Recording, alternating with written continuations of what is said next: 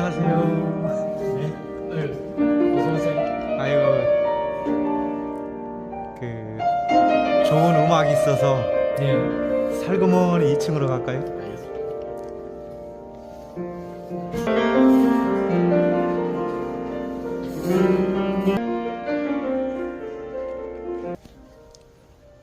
선생님 안녕하세요. 네, 또 하루가 시작됐습니다. 그렇습니다. 대장정입니다. 대장정.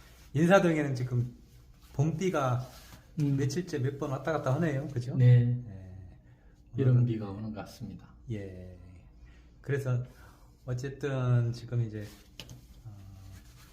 이번에는 포도나무의 비유에 대해서 네, 이 그림은 포도나무를 이제 그리는 가운데 포도송이를 그렸습니다. 주님께서는 나는 포도나무라고 얘기하시고 너희들은 가지라고 얘기하셨거든요. 그래서 우리가 그 가지에 붙어 있을 때 많은 과실을 맺는다, 열매를 맺는다 그 말씀을 하셨거든요. 이 포도가 바로 교회를 상징합니다. 주님이 몸체고 우리 교회 성도들이 포도알 송이 그 모든 가지에 맺어지는 그 알라리가 다 저희들을 상징하거든요. 그래서 하나하나가 모여서 포도송이라는 과일을 우리가 먹고 그걸 보는 건데 교회가 그런 겁니다. 우리는 지체요, 주님은 머리라. 그래서 그 한 몸이라는 그 사상이 머리와 지체가 하나가 될 때 그 일이 일어나니까 결국은 이제 그 포도나무를 통하여 비유로 설명을 하신 거죠. 그걸 담아봤습니다.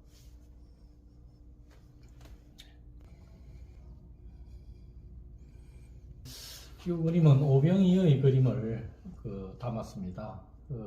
오병이어라는 것은 어린아이의 전신 도시락에 보리떡 5개와 옵사리온이라고 하는 아주 작은 물고기, 멸치 같은 그런 물고기인데 그걸 어린아이가 먹는 전신 도시락이었는데 그걸 빈들에서 먹을 것이 없으니까 그 당시에 빈들에 모인 분이 장정만 5,000명이라 했으니까 어린아이와 부녀까지 합치면 약 한 2만 명 정도 되지 않았겠나 이렇게 추측을 할 수 있습니다. 그런데 그 많은 분들이 이 작은 도시락으로 어떻게 배를 채울 수 있겠습니까?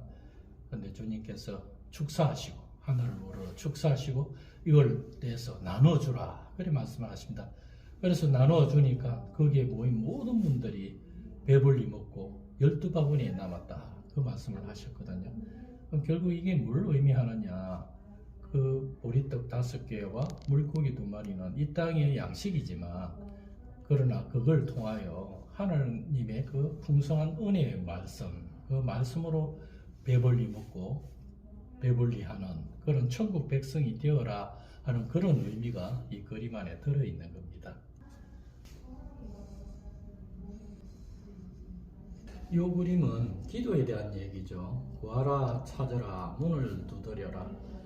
이 주님의 이 간구가 우리가 이루어질 수 있도록 하려면은 결국 기도를 통하여 너희들이 받을 수 있다라고 얘기하죠. 그런데 그 기도가 반드시 내가 너희들이 구하고 찾고 두드리면 내가 너희에게 그걸 찾을 수 있도록 그리고 가질 수 있도록 그리고 열릴 수 있도록 해주겠다.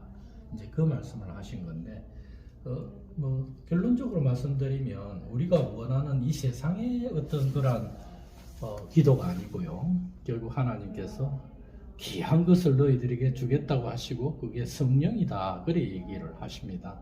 그럼 결과적으로 구하고 찾고 두드리는 이 모든의 기도가 무엇냐? 그것이 바로 말씀. 성령은 말씀이니까 그 말씀의 진리의 말씀을 너희에게 주겠다 하는 그 언약의 말씀이죠. 그래서 이걸 우리가 알고 기도할 때 반드시 너희들이 받을 수 있는 것이다 라고 얘기합니다. 그걸 그림으로 이렇게 그려왔습니다.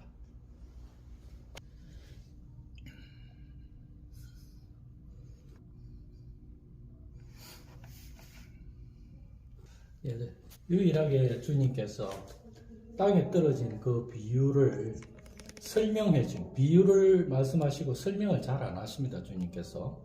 그래서 우리가 많이 그 혼돈하고 여러 가지 해석으로 그 비유를 이제 해석하고 이러다 보니까 그 혼란도 오고 그렇게 되는데, 유일하게 이 씨 뿌리는 자의 비유에서 요 비유를 설명해 주셨어요. 요 설명 가운데 길가밭, 돌짝밭, 그리고 가시밭, 그리고 좋은 밭, 이렇게 네 가지 밭의 모양으로 거기에 씨를 뿌리면 그 길가밭, 그리고 돌짝밭, 가시밭에 열매를 맺지 못하는 나무들이 나온다. 그러면 좋은 밭에 떨어진 그 씨가 100배, 60배, 30배의 열매를 맺을 것이다. 그 얘기를 하시거든요. 그럼 결국 이 말씀은 뭐냐? 잘 보셔야 되는 것이, 이 씨가 똑같이 말씀은 들어는 이렇게 표현하시거든요. 들어는 길가에 떨어지고, 들어는 돌짝밭에, 들어는 가시밭에, 이렇게 말씀하시는데, 이 말씀이 바로 씨앗입니다. 그래서 밭은 무생물이죠. 밭이 뭐 자기 스스로 뭘 좋은 밭으로, 그리고 척박한 밭으로 만들 수 없습니다. 그럼 결국 그 밭을 생명이 있는 그 농부가 하든지 아니면은 그 씨앗이 하든지 그 두 예에서만 그 밭을 개간할 수 있고 좋은 밭이 될 수가 있는 거죠. 그래서 이 말씀의 씨앗이 우리의 마음에 떨어지는 이 마음밭이 길과 같이 딱딱한, 그리고 돌투성인, 그리고 가시투성인 이러한 우리의 마음밭에 이 말씀이 떨어지니까 이 말씀이 누구에게는 삭이 나가지고 자라면서 우리의 마음밭을 좋은 밭으로 갈아엎어 버리는 겁니다. 그래서 거기에서 많은 열매를 맺고 농부가 원하는 그러한 씨앗으로서 역할을 다하는 그 일을 하게 되죠. 이게 바로 우리 성도들을 상징하는 말이죠. 그래서 주님의 말씀을 우리가 받았을 때 얼마나 그 말씀을 열매 맺는 그러한 말씀으로 우리가 그 말씀에 꽃을 피울 수 있는가, 이것이 각자의 은혜라고 저는 생각합니다. 좁은 문에 대한 그림입니다.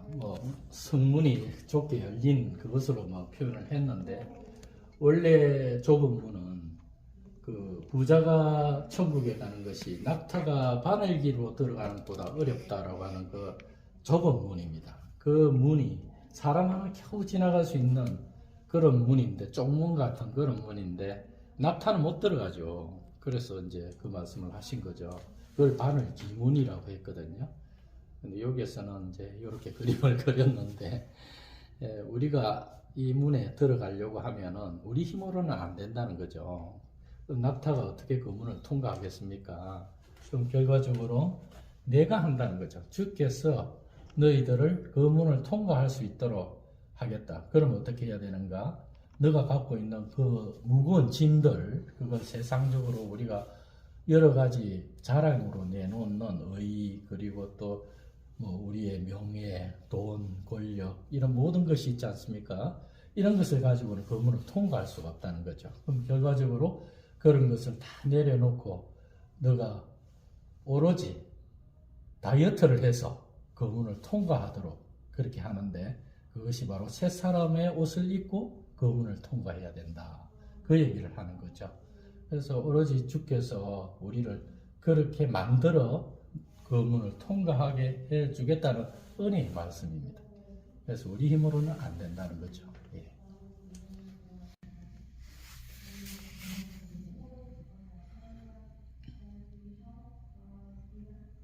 이 그림은 달란트의 비유인데, 말씀해 보면은 주인이 먼 타국으로 갈 때 그 종들에게, 세 부류의 종들에게 5달란트, 2달란트, 1달란트씩 각각 나눠주고 장사를 하라, 그래 얘기하고 떠났습니다. 그런데 2달란트 받은 그 종과 5달란트 받은 종은 열심히 일을 해갖고 그 배로 남겼어요. 그래서 1달란트 받은 이 종은 그걸 어떻게 할 줄 몰라가지고 땅에 묻어버렸어요. 그래서 주인이 들어와서 이제 그걸 셈을 하는데, 그 2달란트, 5달란트 받은 그 종들은 참 잘하였다라고 칭찬을 해주고, 이 한 달란트를 땅에 묻은 이 종은 악한 종이라고 그냥 내쫓아 버려요. 우리가 상식적으로 보면은 그래도 장사한다는 그 얘기는 손해가 볼 수 있다는 얘기 아닙니까? 꼭 이익이 난다는 얘기는 아니거든요. 그러면 장사하라 했지 이익을 남기라는 말씀은 안 하셨단 말입니다. 그런데 이 종은 한 달란트 받은 이 종은 장사에서 반드시 이윤을 남겨야 되겠다는 어떤 그런 강박관념이 그 안에 들어있다는 거죠. 그럼 그건 주인의 긍휼과 자비를 제가 잘못 해석을 했다는 거죠. 그래서 그 한 달란트 받은 그 종은 결국 나중에 어두운 데서 일을 가는 그런 벌을 받게 되는데 그건 결국 천국 못 들어가는 그 얘기죠. 그럼 결국 이 한 달란트 받은 종이 해야 할 일은 무엇이었는가? 이 달란트는 그 이스라엘 백성들이 로마의 속국에 있을 때 1년에 바친 로마의 그 세금이 600달란트입니다. 어마어마한 돈이에요. 한 달란트만이라도. 그런 어마어마한 우리의 임무를 받은 이 한 달란트 받은 종이 그냥 그 말씀을 땅에 묻었다는 그 말은 전도를 하지 않고 내 혼자만 알고 있었다. 그런 얘기도 해석을 할 수 있거든요. 그럼 결과적으로 주인의 그 뜻에 온당한 그러한 일을 하지 못했다는 그런 불충을 저지른 그런 자가 되어버리죠. 그래서 나중에 이 한 달란트 받은 그 종이 어두운 데서 일을 가는 그 천국에 들어가지 못하는 탈락되는 그런 안타까움을 맞게 되는 그 이야기입니다.